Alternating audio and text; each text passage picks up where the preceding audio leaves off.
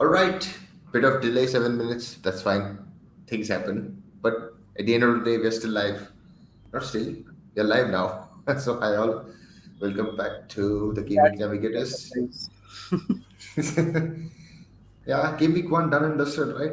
Few weeks back, we were discussing, oh my god, how Game Week 1 would be, who are we going to pick? Everything is gone out of the way now. Look at Game Week 2, and the sort of focal point for this week is the little things. I mean, small things that happen in the background that sometimes go unnoticed. That is in terms of games, but little things in the sense we are more or less inclined to the budget players, the little guys who actually shine at the end of the day. Unfortunately, Eze is there at the cover. He did score a goal which should have stood out, but typical refereeing happened and it was ruled off. Anyways, Som, how did Game Week 1 go for you? Game week one has been I've been very blessed. I would say it has gone really well. I had a decent start, so I think I got around 84 points. Mostly things were kicked. I mean they clicked bit heart grieved about the Kwanzaa sub. It is famous now in the community by now. So I was one of the owners of Kwanzaa, and I was surprised to see actually getting sub, but perfect for slot. The strategy worked out definitely for him. So yeah, all's good. Don't worry, How? even I'm there with the Kwanzaa club, Kwanzaa Liverpool owners, not Kwanzaa. Yeah. Anyways, he Onslaught said that it was tactical reasons of solution, but I don't know whether that means he's lost his place in just 45 minutes. Let's hope for the best. I don't know. I've benched him for now, and from my case, I scored about 55 points, 2 points less than average, but it's fine. And that's how the game works. And I had Bruno Fernandes, and yeah, should have probably scored a hat trick on an excellent day, brace on a great day, blank on typical FPL terms. That's what happens. But anyways, before we actually go into game week 1, let's just quickly look at just some of the players that have been shipped in and out. Just any players that have caught your eye. I mean, Mazura is just people are just going Before we do that, I crazy. just wanted to just slowly update the guys. I mean, if somebody is wondering, Sankalp is actually not available today, and I would like to ask for you guys to excuse my voice. I was very down. I was not really sure actually a couple of days back whether I will be able to do the pod or not because no voice was coming out of my. I've got a huge cough and cold, so please guys bear with me. Coming into the transfer trends, I think nothing sort of particularly out of interest, I would say. I mean, the major interest or the major lagging point for me, particularly, would have been that I somehow overlook Kai Havertz. Uh, Kai was absolutely brilliant and looks for a very good season. Apart from that, kind of looks like it's a bit these are predictable like transfer ins. You'll after Salah scored a double digit and Jota scored. So it was nothing out of the box, I would say. Mazraoui, I think people are jumping on as a 4.5 Messiah kind of thing, but I don't think fixture support right now. But yeah, nonetheless, nothing out of the order, I would say. Yeah, I mean, with regards to transfer outs, probably we're getting news that Trippier might leave. Palmer and Watkins are sort of the big names that are being shipped out. Obviously, maybe because of price constraints and people are scared. Those who are without Haaland and probably Salah are kind of figuring out a way to Harbour get them one in is a so that bit confusing. I mean, people transferring out. I don't know what was the thought process getting him in because he only had played the City match, and now when the fixtures are good, I don't understand why people are getting him out. But yeah, nonetheless. anyways, the numbers will definitely change over the next 24 hours or so. But I mean, let's touch upon it. Game week 1 results. Any particular games that caught your eye? I mean, the obvious ones definitely like Liverpool, Ipswich. I would not say it was pretty much what we expected out of it, but generally, we did predict a comfortable win for Liverpool. Probably we were imagining a higher score line. What caught my eye is Ipswich are not like a pushover kind of a team. They were brilliant for the first half, and they were matching the press of Liverpool completely. And then in the second half, obviously the energies run out, and the legs are not the same as a Premier League team. They will get adjusted to it over the course of the season. One thing to notice, I mean, like, notably, I was just watching the positioning and the passing map, general passing map of this particular match. So Trent was not very advanced, right? He was not like he was his average position. I don't think we have the slide for the Liverpool It's thing. not there. I think Trent was not exactly sitting at the halfway mark or something. So what we predicted on and sort of things were like that only. He was giving those beautiful passes and the long passes, delivering on a silver platter for people. But yeah, barring that, nothing out of the sorts, I would say.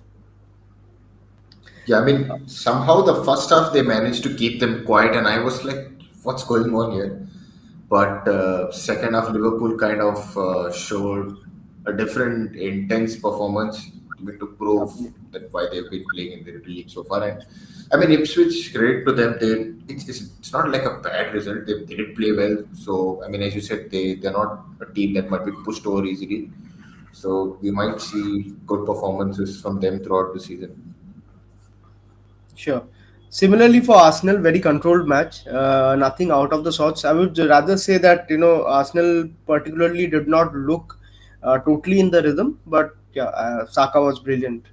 I mean, I spent the last week deliberating till the deadline, like whether I should get Saka or Son. I'm glad that I'm on the right side, but yeah, definitely Son was not a wrong choice. But yeah, Saka looks on it absolutely. And Yeah, like he looked nothing good. notable, I think, in the Arsenal Wolves match. Nothing to draw conclusion out of. Uh, I even for I would say the same for like City Chelsea match. City were also not entirely in the groove, I would say. But yeah, I think result was not out of the box or something that we were not expecting probably. If you can show the City. I think there's a city passing map. So yeah, if you can see the city map, generally I was just looking at this positional chart.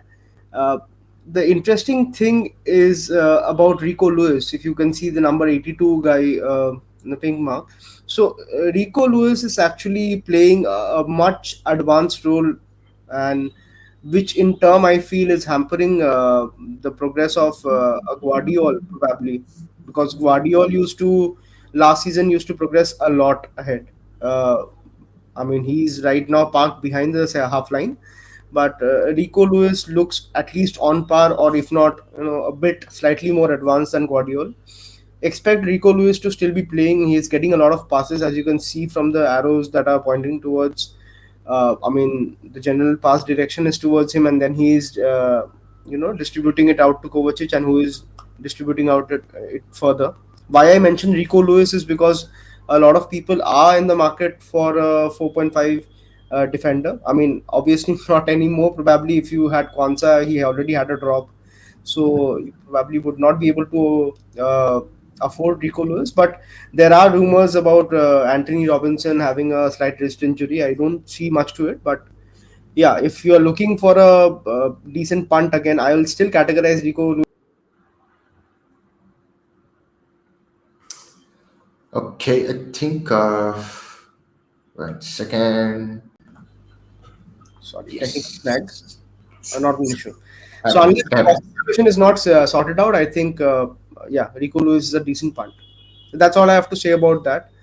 I don't think we need to speak much about Newcastle and Southampton as well. I don't know if you want to speak about it or not, because I mean the match was essentially destroyed after the red card. So there were, uh, I think Southampton had a higher XG, which was kind of predictable. But I would say this, although they were playing like 10 men, Southampton looked like a decent team. So they had a particular system that they were sticking to, and they were pressing generally throughout. So yeah, good team all in all.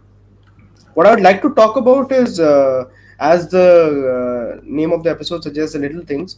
So I'm very interested about the Brighton and Everton match. So what do you think about generally like how the match went? Because I felt, I would not say that's the surprise of the week, but I think we were pleasantly surprised in that particular match by how good Brighton are. I mean, the margin of the score line is what people are surprised with. The 3 goals away from home, the first game under a new coach and a comfortable clean sheet as well, right? So if Yeah. you look at those things, last, under Deserby and since then onwards, I think Brighton people have kind of labeled them as an offensive team, and we kind of saw that now again. And Mitoma is back. Obviously, last season was not that good on and off with injury, but he started the season well now. And yeah, there's always high expectations with Brighton historically as the way they've played over a couple of seasons. So it's going to be an interesting team to watch. Defensively also is important, which they managed to do in the first game. So yeah, I think a side to watch out. Yeah, absolutely. And I think Brighton, this particular match, I would say, is a combination of the Everton defense. I think Michael Keane is probably not a very strong defender, and now we get the thing as probably Tarkowski is also injured, which makes me a little worried about the Spurs match, considering I don't have many Spurs assets. Young got a red card, so I think that also played a good part in the game. Brighton match particularly things are of interest because Brighton's fixture turn post game week 3. Probably if you want to carry, I mean, how their attackers look, it's not a bad proposition. If you can see the slide for, if you can bring back the slide for Yeah, Everton once again, if you don't mind. yeah. Yeah. So if you can see from the positional map and general, of how Everton play, Everton, if you see, they are pressing quite high uh, in the route of probably the right wing, which is the Harrison part, number 11, and the number 18 guy is Young. So he's gone, and we are assuming that Holgate will be taking charge in that. So this is the corridor. If you think about the next week's match, which is against Spurs, this is where Sun operates. So yeah, for any people holding Sun, it's a beautiful proposition, beautiful game. Don't get rid of Sun. It's a good chance. Speaking of Brighton assets, anybody catch your eye? I would say particularly like Minte was somebody of interest. If you can see the map itself, the positioning and the crossing as well, Minte is like position higher than Mitoma slightly, so they're very forward. I mean, and the surprising thing to see is the average positional map of Joao Pedro. So he's I mean, like dropping quite deep, right, to link up the play. Welbeck is obviously the benefactor from that, and yeah, Minte and Mitoma both looks on point. Any preference, like you are planning to go ahead looking to buy Brighton midfield assets in future, or anybody from Brighton in general? I mean, not at the moment, but as you said, right, the fixture turns after a couple of weeks. And obviously, based on how the season might go or what we're expecting is we need players maybe sub under 7 million, and if someone starts to pick up their form, I think most of us will look to get in one of their players, probably Mitoma, because how well he played maybe 2 seasons back. So that would obviously put you up the list. But again, as you said, Winter is someone you need to watch out and see. So we do have maybe 2 3 weeks before we can pick a name. And there was this confusion regarding this concussion sub that he had, which eventually turned out that he did not suffer a head injury whatsoever. So yeah, I mean, like by his grudging and everything, it feels like he's somebody who will probably get minutes. Assured minutes, definitely. Mitoma is much more assured than, and Mitoma is also a proven asset. He has somebody who has delivered point and given point to us over the season. But yeah, Minte looks an exciting prospect, especially he's a million cheaper than Mitoma. I would say like Mitoma is probably a much more direct goal scorer, and Minte is slightly leaning towards. I'm not saying he's not a goal scorer, but yeah, he has those crosses in him as well. So yeah, looks a very exciting prospect in that sense.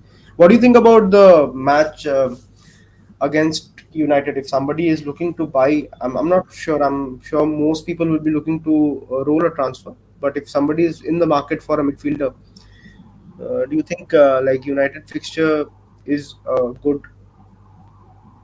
I mean, If if you want to get a Brighton midfielder against United,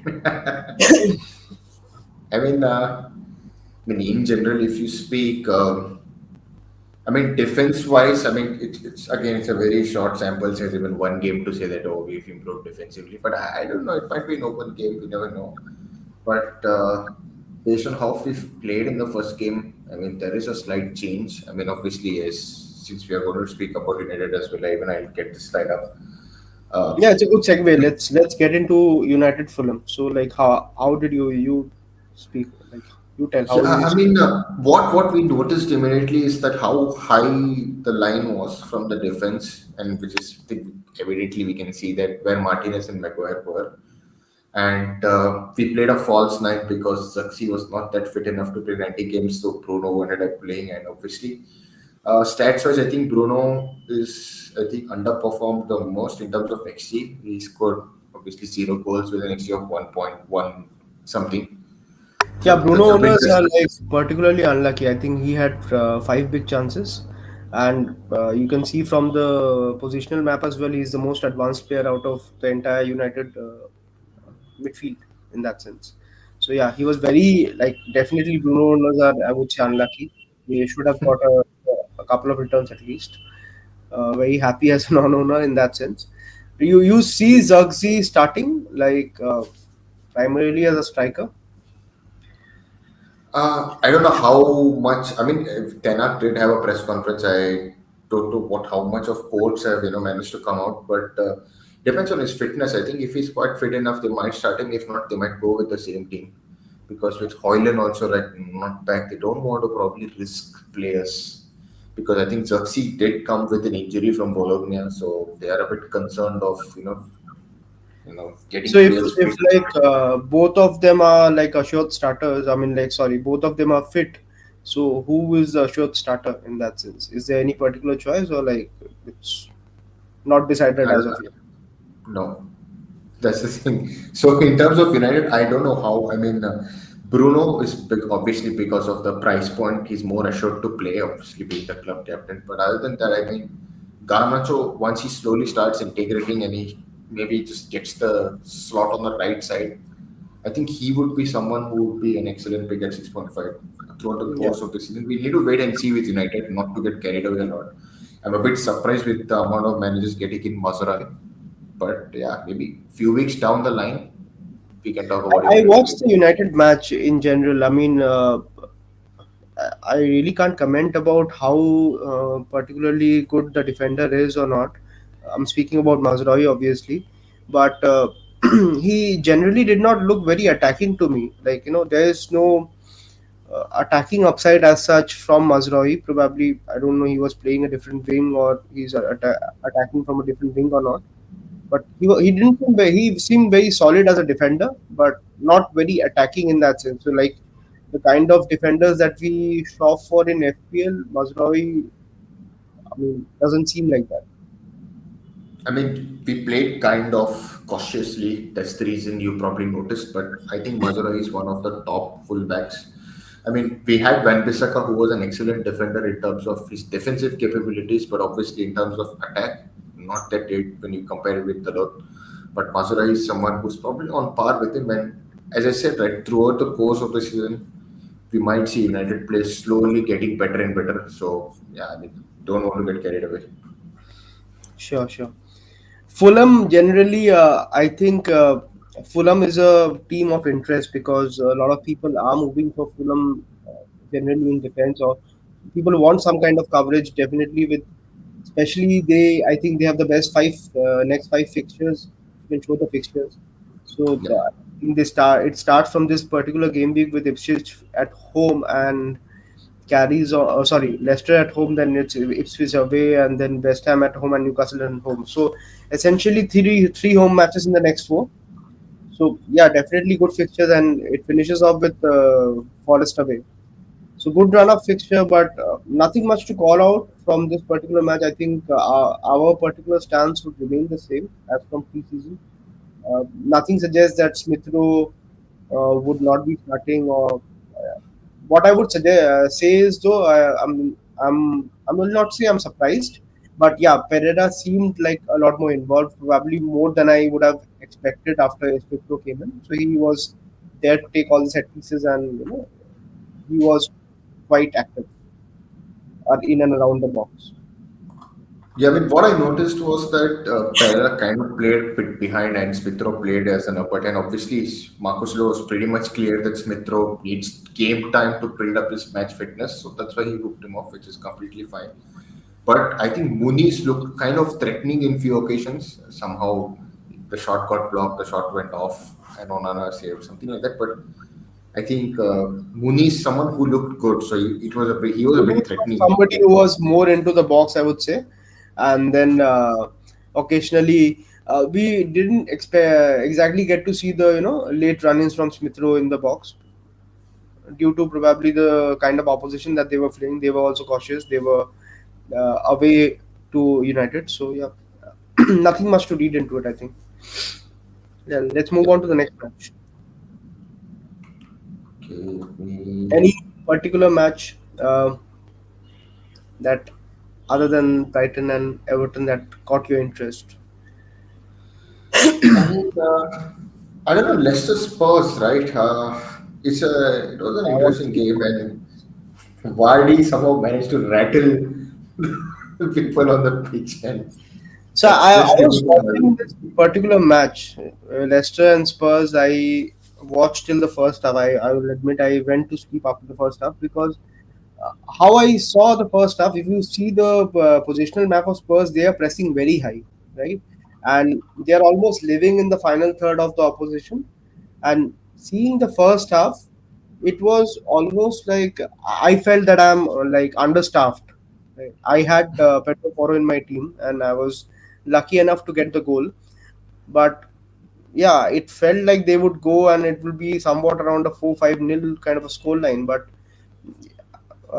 eventually Leicester did turn it around, due to Vardy and Red Bull and whatever, and then Vardy, classic Vardy shithousery happened.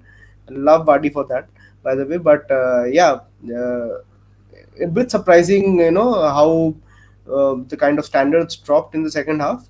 But what I saw in the first half, I mean, if they play anything close to that, it will be a big score line against Everton. And special things to notice is Pedro Porro's positioning. I mean, he's playing as the right winger almost, right?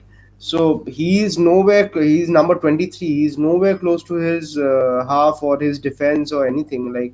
And even this positional thing, I mean, if you would have watched the match, he was actually just sitting just outside the box. So any like secondary attack, Pedro Porro was there. you would have a shot. There was the this just the uh, I think the tweak which I saw from last year's Spur is Pedro Porro was not involved in any particular free kick. Probably that will change over the season, and he will share a bit more with Madison. But Madison also looked on it. I mean, his every pass, every free kick that he was taking, they were absolutely bang on. Surprise factor. I mean, I harped about Brennan Johnson in the preseason pod as well, and then I felt that probably he will not start. Surprising thing was Kulusevski did not start at all. Like after the highest scorer, he was not there in the team, and Brennan actually played very decently. I mean, he also could have been easily on the score line in the first half. So yeah, all in all, good performance. Solanki, I would say, is not somebody who is looking like he'll drop deeper to link up the play. Also, I mean, obviously it's a very small sample size of one match, but he was there. He was like in and around the box, waiting for the crosses. So he was not much involved in the general passing of the ball, but yeah, he's actually like acting like just the poacher and there for the headers and all. Did you see Yeah, this I mean, match? even I no, I just Okay. saw a few clips and highlights. I mean, yeah, you managed to see the first half, but again, it's pretty late for us, right? It's at midnight Yeah, kind of absolutely. Yeah. release. So, yeah, I mean, but I did see Poro score, and yeah, I mean, the last season we did see him kind of towards the end of the season, maybe the second half where of the season where we could see him turn around. And Madison also, with getting injured, he was taking most of the set pieces. I think, as you Yeah. said, right, the same story might continue this season. And Spurs of, I think historically they've always started the season well over the last Yeah, two seasons, but that's a concerning thing, and especially with us hearing that Tarkowski probably is not fit to start the match. So Yeah, Spurs do look a very scary proposition. I mean, being a non-Solanke owner, I'm worried. I would say definitely it's something that is worrying me. Don't want to say something. I was going to say that Spurs are Spurs, but we never know. Don't know. Spurs I are don't not want Spurs. Spurs just yet. I mean, the They season are has not just yet. yeah. So they are good. Don't want any. Ready for to start the I don't season. want any Spurs, come after me after they hear what I said.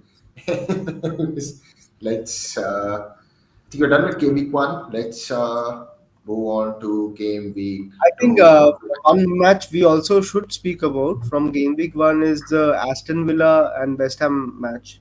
I think it was at West Ham's home, if I'm not wrong. So Go this back. sorry, Yeah, I'll just move the slide back. That's what I'm yeah, not saying. really. So the Villa and this particular match, obviously Watkins started as predicted. I had no doubt, but was Watkins kind of looked rusty. But the general gameplay of this particular match was not bad, I would say. Like, both of the team looked quite open, and there were a lot of chances created from both ends. West Ham kind of looked a bit sloppy. Aston Villa did what needed to be done and won the match. But surprising thing was like Morgan Rogers, right? So people He, are worried, and in the market where not a lot of cheap, I mean, like budget players are yeah, working. Rogers, it was a surprising thing. I don't know if it's a sustainable thing or not, whether he'll continue playing 90 minutes or not. But yeah, it was very heartening to see that the manager had faith in him to continue for the entire match. And same for Solanke as well. I mean, kudos to Solanke owner because Solanke played the entire match. So yeah, any particular like things you want to speak about from the Villa West Ham match? I think we I mean, advanced. it was more or less, yeah, he missed a chance, but it was like sort of an end-to-end game we saw. But somehow, I mean, Villa just probably they've got the formula of getting 3 points, so they just got it. But other than that, yeah, I mean, Watkins, he's just back. Rogers for five is, I mean, he looked good. I mean, you shouldn't complain a lot Yeah, about. if he especially nails down the position, then yeah, nothing like it. Yeah, Seems like a permanent fixture. Also, I mean, it will be hardly just to not talk about the Brentford and Palace match, especially when we have Eze on our poster. So yeah. yeah, like Eze owners have been absolutely shafted for this particular game week. Uh, the free kick that he scored, the goal that went in. I mean, I fail to understand why it was ruled off. I'm happy as a non-owner, but yeah. And I think if you show the slide as well, Eze looked on it. I mean, Eze essentially they were playing with like a front four, wherein Munoz, Eze, Mateta, and I think another guy, Kamada.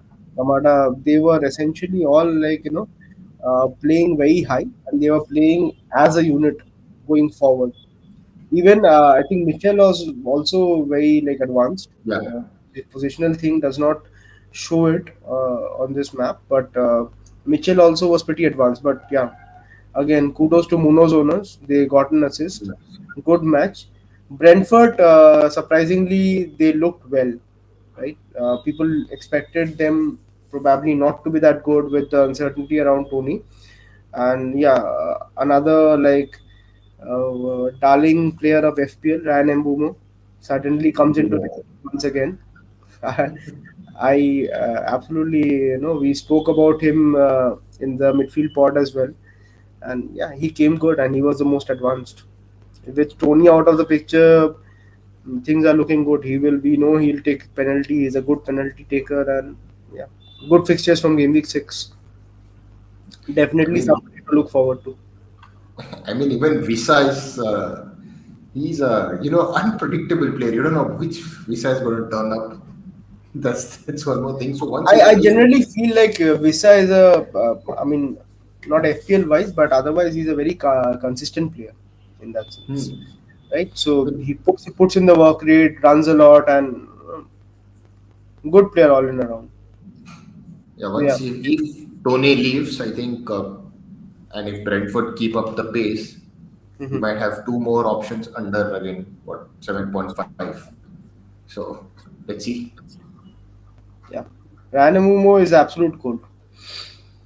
Yeah, I think anything else from the last game week? Yeah, otherwise, we should move on to next game week. Yeah, we've dwelled a lot here, so let's look at game week two. And yeah, obviously, Brighton United start this particular game week. It's an early kickoff. I just hate it. I was like, okay, Bruno blank last time. Hopefully we can get something. Then I see that this turns out to be the first fixture of this game week, and then I realized that curse is there. Yeah, what is going on? Why is United getting all the like opening fixtures? That two lunchtime fixtures. Very surprising. I mean, never seen United get so many opening fixtures in that sense. But yeah, first of all, this table and graphic is provided by Rob T FPL. You guys should follow him on Twitter. Brilliant guy. Provides good graphics and all. FPL related. Basically, these are the odds for goals that are supposed to be scored and the clean sheet odds for each game. Brighton United, I would say, like it's a bit difficult to call in that sense, right? Hmm. I particularly, I mean, even without the odds, I felt like this is somewhat probably going towards a draw. But yeah, it is to be seen because not much conclusion can be drawn out of it. Fulham attack also, as we spoke about in the United match as well, they were not that potent. So I would not say they troubled United a lot. Uh, I would say, it can be anybody's match. It Yeah, I does. mean, draw is on paper, we could call a draw, Yeah. as you said. Fulham, obviously, they had like spells in attack against United where they just, gave a little bit of trouble. But Brighton, on the, backdrop of how they won against Everton, if, they manage to break well and just finish the chances they get, they will trouble United, obviously. That's bound to happen. And we are playing away from home. We did win a couple of times there, but historically United always kind of choke there. So I don't want to jinx anything. I just hope from United fans' perspective we get the points we need, but might be a tight game. I think the money fixtures for this game week, if you, I mean, as the odds suggest as well, is the City match, the Liverpool match, and probably the Spurs match. So, Hmm. what do you do? I mean, like, I think both of us own both Haaland and Salah, right? So, yeah, we are pretty much assured like where we would be going for captaincy. But somebody uh, who doesn't own Haaland or who doesn't own Salah, the other option does not look particularly bad to just go ahead and captain him, right? Yeah, I mean, we did speak about Sun, right? I mean, if you have Sun in that case, why not? But I don't know how you're going to think whether you will actually go with if you don't have both Haaland and Salah, and do you Uh, still manage to go ahead with it? Somebody without both Haaland and Salah would be a bit difficult and hard Very to. Somebody, one or the other should be there. one of yeah there. Otherwise, I don't know what you're doing with your team at this particular stage. But just in case somebody, let's say somebody does not, a lot of team did not have Haaland, right? So we saw Hmm. a lot of team not owning Haaland and all. We will come to Haaland. There's an interesting discussion regarding Haaland as well. But suppose you don't own Haaland and you don't want to captain probably a Mo, which I don't see why you wouldn't at a home match against Brentford. But in that case, would you be like doing a switch around, trying to get a Spurs asset like Son and captaining him? If suppose let's say you have Saka who on paper probably has a tad difficult match, whether you want to switch around Saka for one game week to Sun and then bring Saka back for the next game week once again. I mean, see that's again tough. I mean, see Arsenal. See, as you said, it's a tough game on paper, right? But tough games, we have tough games wherein big players stand out. So we might end up seeing Saka score as well, right? Or even get some 7, 8 pointers at the end. You can't rule him out because we've seen the last game how they play, how Arsenal more or less are more dominated towards the right, and more or less Saka is involved in most of the attack, right? So in this game, I wouldn't be surprised if he doesn't even get a He will surely get something. But to move that switch is, I'm a bit confused whether to actually go ahead and do it. I mean, you're just going to hope that Sun manages to equate some amount of points, what either Haaland or Salah might do. But I think the safest thing would be to just captain Salah and stick with Saka. Yeah. Still, Because what I would suggest is probably even if the move works, essentially, if it works, it's a big if, right? So getting it right that Sun will be scoring and then Saka will also be scoring. Uh, Essentially, you're wasting two transfer for this one particular move. I mean, I agree if you don't have a good captaincy choice, like you're only stuck with Saka in your team as the premium option, uh, then yeah, I do understand the temptation to switch towards the Sun. But essentially, you also have to think about the fact that when people are kind of rolling their transfer to build up a base of transfer of 3 to 4, you will be essentially wasting on consecutive game week two transfers to just switch around Saka to Sun and Sun to Saka, and then also it is not a given or a guarantee, like, right? I mean, even we predicted that Sun would be scoring a big score against Leicester. Did not happen. So a lot of things happens in football. Essentially, I would not be in favor of that if you're looking a bit longish term, because Saka, as Aditya said as well, and as we know, I mean, he is the talisman of Arsenal team. He has the penalties, so might as well he also scores. I mean, essentially, he scores. So your move is wasted, right? that's what. Chelsea also has stats wise they have a better higher XG than Arsenal, predicted goals than Arsenal, but Chelsea I would say is a bit confusing at this stage. Uh, I would not say. I mean, like Maresca came out and he pretty evidently said, there's no confusion and everything, but Chelsea right now is it's a wait and watch, because I don't believe Nkunku was playing in the position that he's supposed to play in the last match. They Yes. started holding midfielder essentially due to City. Can definitely see them changing personnel around.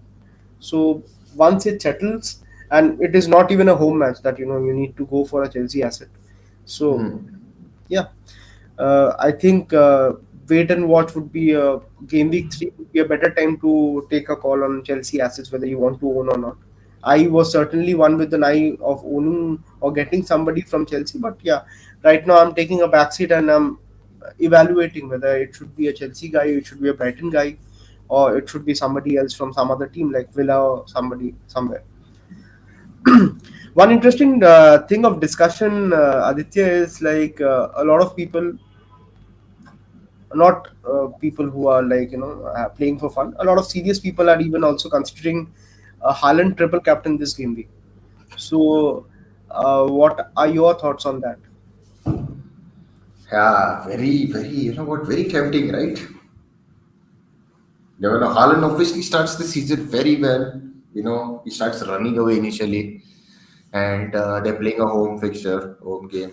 I mean, Ipswich managed to play well against Liverpool. Obviously, they played at home, so they had the 12th player on the pitch, as in with the fans. Here, obviously, they're playing away from home.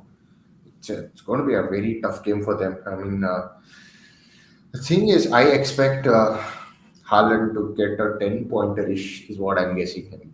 Just, it's a pretty easy guess to make, right? He probably score a goal or maybe get an assist or somehow scrape bonus points. So it's up to the playing style. I mean, double game weeks are going to be less this season. Obviously, with FA Cup replays are now out, it's going to be all pen shoots.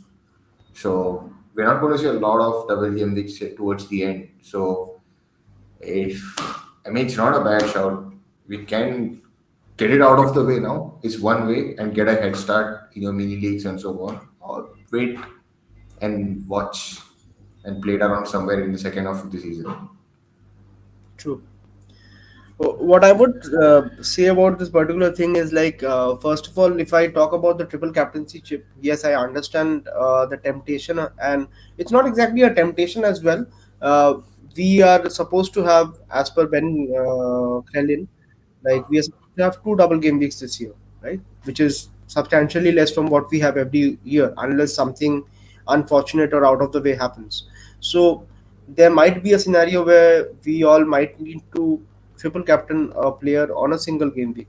But over the course of the season, we know there are traditionally certain game weeks which are pretty high scoring, like Boxing Day matches and things like Game Week 38. So there are, first of all, there are better game weeks to target in even in a single game week for triple captaincy. Secondly, um, Ipswich at home is obviously a very tempting opposition. They are a promoted team from Championship against the best team in the land, right? Against Man City. But we haven't seen enough to know, like, out of the three promoted teams, Ipswich is the worst team to target. It might be Leicester, it might be Southampton, right? So we might get chances. And if we suppose if it is Ipswich, then this chance will again come for a team probably like Liverpool. No, Liverpool will also host Ipswich at home. You can triple captain Salah over there. So we don't know if, secondly, that Ipswich is the worst opponent. Then I also read somewhere, like, last season Ipswich were much more attacking at home, and a bit they set up a bit defensively when they're going away, a bit like how Luton used to play. So they also obviously know the task, right? They are going to Man City. They will not be looking to play a very open game. They will also be looking to, shut shop and probably do a damage control kind of thing. So yeah, I think there definitely there's a very good opportunity. I'm not discouraging. I'm not saying it's a wrong opportunity, but there might be better opportunities down the line. A bit of it, I read a comment somewhere, somebody shared it over like Twitter. I read, like, a lot of people are considering Haaland triple captaincy because they missed out on Salah captaincy last week. So it's just a quest to beat the Salah captainers in that sense. So I don't know if that is the motivation. Then doesn't make sense. It is ideally not for me. Better to watch out. I can assure you, you'll get much more better chances across the season to actually triple captain Hull, or in that sense somebody who's hosting Ipswich. So yeah.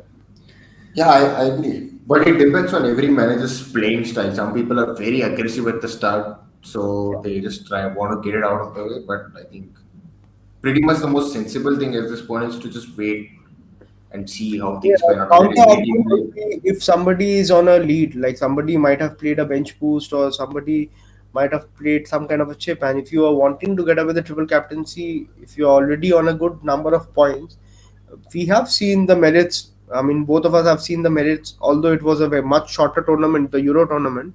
The merits of taking a substantial lead over everybody else and then playing the season as normal is also there. So yeah, I mean, definitely not a absurd strategy, I would say. But yeah, for me particularly, I would be a bit cautious. I would not for me. Like, I will not play triple captaincy on a game week two, Agreed. right? Uh, any particular match, like, which is okay? I think Fulham Leicester is somewhat of interest around the community. People have high hopes. Leicester, from what I saw in the first half, if the against Spurs, if that is how they play, uh, I think there will be a lot of joy for teams like, I mean, like players like Robinson and even Smith Rowe in that sense, provided obviously he starts. So not much to call because Fulham did not have a lot of attacking data in the first match against United. But yeah, definitely on paper, it's a good match.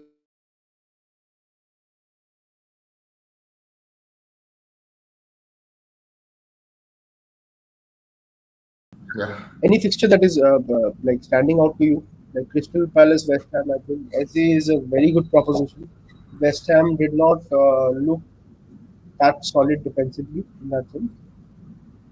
Uh, so because Lopetegui, how I saw them play, they were not particularly very defensive in that sense, right? Maybe that was due to the fact that they were playing at home or something like that. But it was not a very defensive setup. They were going for it, and they have a quite a good array of attacking players in Bowen, in Paqueta, and Kudus. So expect this to be a quite an open match. Crystal Palace, I would say, have considerably weakened because Anderson has left. I don't know if Anderson as or yeah. not. So Anderson has left. So that's again a hit on people who own Crystal Palace defenders. As per keeping clean sheet, I don't see them keeping a clean sheet, to be very honest, in this match. Anything else? I think Yeah,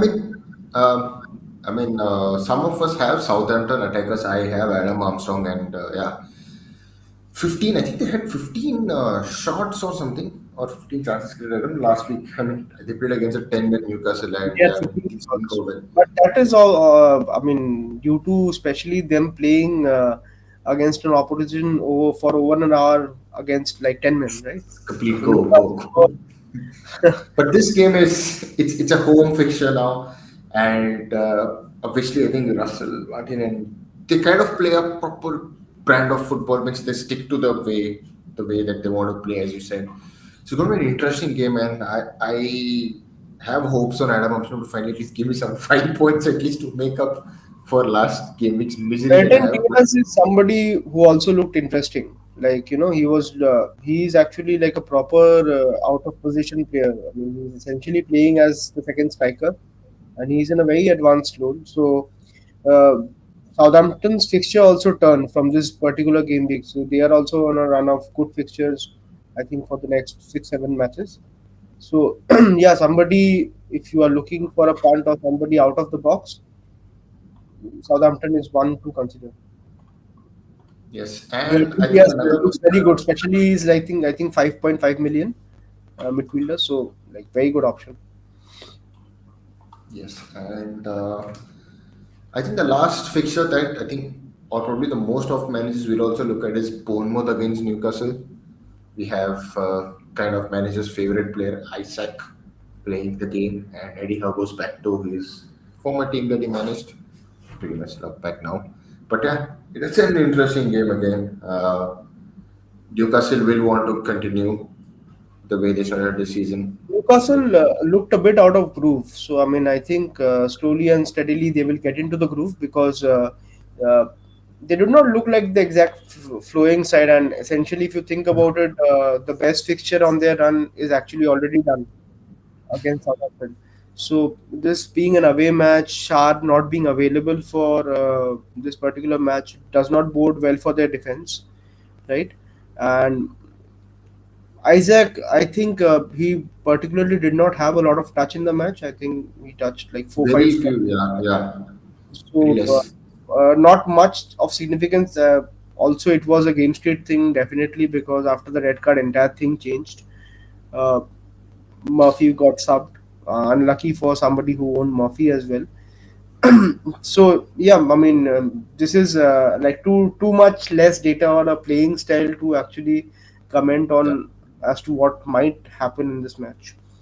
For anybody like wondering about Aston Villa Arsenal match, I fully expect Arsenal to be very focused for this match because we lost both the matches last year, home and away against Villa. So Arteta will absolutely drive that down into the players, and I do see it being focused. Uh, I do see Arsenal winning in this match, to be very honest. So, uh, yeah, Yeah. that's it. I That's don't it. have a I don't have a lot to say. Because I mean it turned out to be a very significant game, or maybe two significant games that they played against Villa. Probably hurt Arsenal at the end, so they probably want to make sure that they don't drop points easily at home. So I think probably has to be the standout fixture this week, more in terms of True. watching as a game, not in terms of FPL. Yeah, it's a good. It's at a good slot as well. So I think yeah, looking forward to watch it. Uh, Southampton we spoke about. We didn't speak about Forest as such. So Forest generally, I think they did not look that good in attack. Bodes well for people who might have to start Harwood Bellis due to a lot of injury in their team. I think due to Not Konza, exactly. Sorry. due to Konza, most of us will have to play. Yeah. So does not look a bad proposition as what I was trying to say, because Forest did not look very convincing team in that sense, attacking wise, right? So yeah, not the worst fixture to play. I think we have covered Villa, Arsenal, Wolves, Chelsea.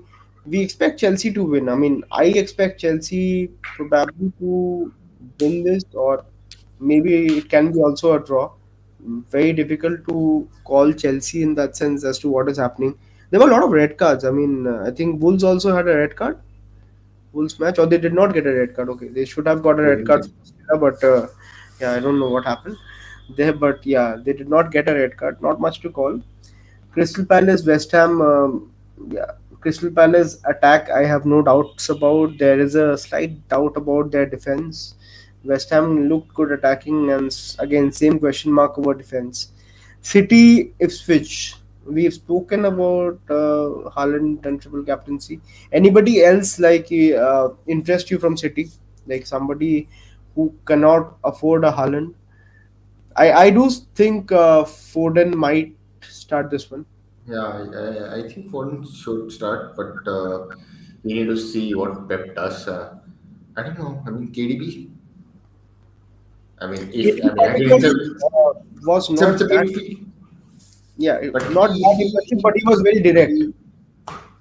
but I mean, eventually, if Haaland needs to score, KDB is somehow going to get involved from some way in such games, and he just He needs was to looking keep on. much more direct, like he was trying to shoot a lot. One or See, I two mean, went out of the target, but yeah, nothing much to speak about. maybe Savinho. I don't know whether he's back or whether Foden comes in for him, Back but in training, but I don't expect him to start away. I think Doku is a good proposition if anybody is looking for a cheap outlet into the City midfield. Doku is somebody who looks to continue starting, at least as of now. He was the furthest, I mean, like the most advanced player, even more advanced than Haaland positionally in that particular match. So, yeah, somebody of interest. I think, Aditya, we don't have any other matches to cover. I mean, if you want yeah, to touch on anything else. yeah. Captaincy wise, I think if you own Haaland, we already spoke about it. You captain somebody from City. If you don't, would not fuss about it. If you own Salah, you can go for Salah captaincy. Absolutely. Yeah. Okay, I think that makes up for Game Week 2 preview. Let's look at our bus teams quickly and wind up. So, I think you said that you're going to roll the transfer, and Yeah, the idea is to roll the transfer. As you can see, I have Flecken in as a goalkeeper, and then Pedro Porro, Howard Bellis, and Robinson are starting right now. I'm in a deliberation, like if I should start Kwanzaa or not. I probably would not start Kwanzaa because with the insecurity about the minutes, I would not want a one-pointer sub in. Hall, I have benched. I don't see Newcastle keeping a clean sheet. They might surprise me. We had a Pedro Porro injury scare, but just got saw on Twitter that he has trained. I'll be waiting for Ange's presser tomorrow. If he's pretty generally he's very straightforward in his dealings. So if he says he's fit, then he's fit. I'm actually deliberating. Yeah. Otherwise, Haaland captaincy, Isaac. I'll be starting. Smith Rowe is there. Salah, Saka, Diego Jota.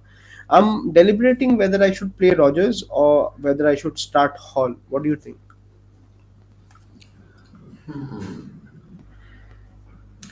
I think I would favor the attacker over the defender at this point. I mean, as you said, right? Don't know whether Newcastle will keep a clean sheet, and obviously they don't have Fabian share, right? If the Arsenal Villa game goes into it, there is counter attack, quick pace breaks, and all. I mean, you will expect. I mean, you have to hope for the best. I mean, and end of the day, even if Hall gets 2 points, Rogers might also get two, so it's not bad. I think And it will if it favor was the attacker. if it was a home match for Hall, then it was obviously not a question. But Yeah. yeah, since it's an away match and Rogers is playing at home, again, if Rogers was away, then also it was not a question. Yeah, I think I would generally be going with this particular setup. No changes as of now. Your team? Yes. Let's just move and. Okay, so Nehal just has given a feedback saying it's better to go with Lewis Hall over Howard Beres. Yeah, Nehal, definitely Hall is more attacking, no questions. But particularly I do feel that Harwood Bellis would have a better chance theoretically of keeping a clean sheet than Hall. That is my reasoning, and also if I can't use him for Forest home, like then there's no point actually. He is there for this reason. I mean, obviously he's not my main defender or any part of rotation or anything. I just want to try it out. I don't think there's a much of a difference, and I was checking review and hub and all. So yeah, they do predict Howard Bellis to have higher point than Hall. So yeah, but yeah, good suggestion. Hall is attacking. I would consider and look into that. Okay, so my team is, I mean, I have Henderson again. I'm forced to play Howard Palace here because of Konza, not sure, and kind of built us in our packs at this point. It was more of Konza or a United defender for me before game week one. Obviously, not bothered at this point. Things happen. Uh, I have Saliba. I mean, I've not seen a lot of people having Arsenal defenders. And an Arsenal fan also doesn't have an Arsenal defender, so I don't know whether I'm doing it right or wrong. Somehow we've got the clean sheet points. That's the most important thing. So yeah, but I have Nkunku, Bruno, and Hudson Odoi. I don't know whether this week at least I'll get something from the blankers. Otherwise, it's just going to hurt me a lot. Hudson Odoi was very looked good, not throughout the match. Sorry, but yeah, generally he was very advanced. So yeah, you should hope for some points. But I'm Yeah, surprised. Why aren't you playing Smith Rowe? Why is he on your bench? who will Smith Rowe replace? I'm looking at maybe Hudson Odoi. That's the only swap I'm looking Yeah, absolutely. Why not? at. Why Yeah, I'm play? still. Yeah, because Hudson Odoi and Harwood Bellis, I don't like playing against each other. Like, you are either hoping for a clean sheet or you're hoping for a goal. So Let's Smith see, Rowe it's at a 50 home 50. yeah, against Leicester, there's no reason why you should not be playing him. I mean, that's a prime Let's see. fixture. Yeah, it's just between the two. I've just put Hudson Odoi for now, and I'm still deliberating. I'm not completely convinced. So, yeah. Overall, yeah, I read some returns from Bruno and Kunku, Armstrong, something at least 5 pointer at least at this point to make up for all the ground that I kind of lost in game week one. But I mean, that's how FPL is. You have to play 38 game weeks. You're doing any transfer? No. Okay, cool. Although yes, we did lose. Both of us lost point one on Konza. That's How many the points did you score? That's it. how many points I scored in game week one. I think I check. Yes, 55. Okay, cool. But the team looks good. Yeah. So Let's hope. points are coming. That's it. Yeah, you ducked out of a lot of points. So yeah, good fixtures are there. For Armstrong, for Bruno. Cool. Okay, what we have next? We're done. Yeah, that's about Anything it. else?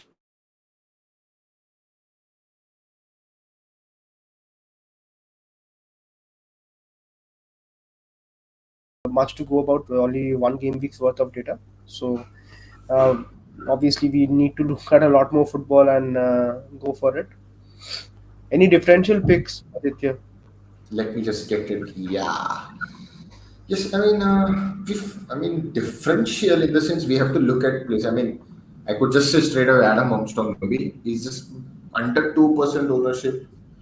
And when if somebody even really wants to get it, even you said, I think you spoke about Ben Pereira and Diaz, right? It's point 0.8. I mean, if you don't take points in these games, I don't know when. But nobody wants to use a transfer here. It's just game week two. So let's see Yeah, what I happens. think if somebody is looking for a defensive punt, definitely Rico Lewis is somebody who looks exciting. And if I have to call, yeah, I'll call my boy Brennan. I think Brennan Johnson should get some points, decent points. Okay. But it That's it does, from the us. ticker does say prediction game at the bottom. But it's not like prediction game. We will start the game a bit. probably a little late, maybe 2 weeks, 3 weeks post the international break. Let's start. Let's wait for Sankalp and let's Yeah, wait for probably the season and teams to pick form and players. Then we'll start the counter. Now it's I think nobody's going to waste their transfer getting in players.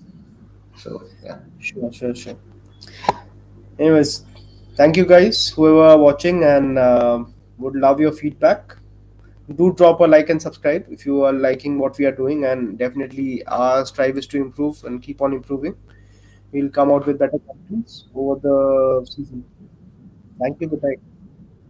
that's it. I think he summed up pretty well. So we're done. We'll see you all next week. Let's see what happens. Haaland versus Ipswich Town. We'll see once we're back for Game Week Yeah, 3. sure.